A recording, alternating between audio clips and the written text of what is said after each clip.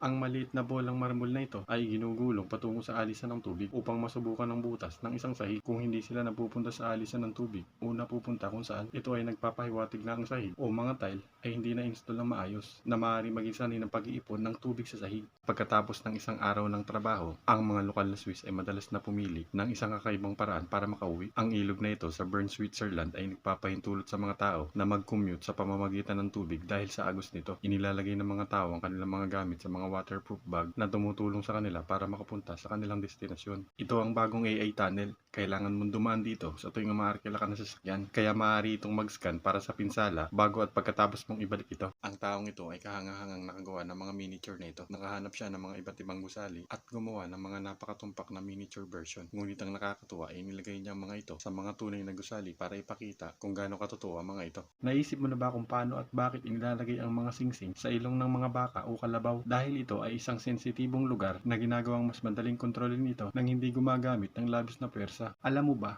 na ang coconut pala ay seeds at hindi nuts at maaaring lumutang sa karagatan upang umusbong at tumubo? Ito ang Paco Jalur ng Indonesia, kung saan ang isang mananayaw na tinatawag na tukang tari ay nakatayo sa harap ng isang bangkang pangarera at gumaganap ng isang tradisyonal na sayaw upang pahintulutan ang mga tagasagwan na mapanatili ang ritmo ng bangka sa panahon ng karera. Ito ay si Olga, na ang kusina ay isa sa pinakanatatangi dahil may magandang kanal na dumadaloy dito. Ang tubig nito ay direktang nagmumula sa natural na bukal sa kanyang likod bahay. Sa China, may isang lugar kung saan ang mga tao ay pumupunta at sa sandaling pumasok ka, makikita mo kaagad ang ilang nakakatakot na eksena sa pelikula. Ngunit sa totoo lang, ito ang pinaka-high-tech na sinihan sa China dahil ang mga higanteng 3D screen ay nakaset up sa itaas, sa ibaba, sa kanan at sa kaliwa. Ang mga tao ay hindi lamang natatakot o nagugulat, nakakaranas din sila ng isang ganap na bago. Bakit nauunat ang base na ito? Ang totoo, hindi ito ordinaryong base. Tinatawag itong paper sculpture art. Libu-libong piraso ng papel ang nakasalansan na nakadikit at ikinurba sa mga 3D hugis tulad ng mukha ng base o anumang bagay. At dahil ang strukturang ito ay tulad ng akordyon, ang struktura ay maaaring hilahin at bumabalik pa rin sa orihinal na hugis. Bakit ang tuwalyang ito ay nakapagpapawala ng mga pinta? Ang sekreto ay nasa isang espesyal na material na tinatawag na thermochromic ink. Nagbabago ito ng kulay kapag nalalantad sa init. Kapag binuhusan mo ito ng mainit na tubig, ang mga pinta sa damit ay naglalaho. Ngunit sa sandaling lumamig ito o kung ang tubig ay hindi sapat na init, ang kulay ay lilitaw muli. Ang mga taong ito ay sumisira ng libu-libong mga pakwan gamit ang dalubhasang makinarya ng agrikultura. Pero bakit? Hindi ito ang pangkaraniwang pakwan na kinakain. Sa halip, meron silang konting laman at puno ng buto. Ang mga pakwan na ito ay partikular na nililinang para sa kanilang mga buto na siya naman piniprito o iniihaw upang maging masarap na merienda ang tinatangkilik ng marami.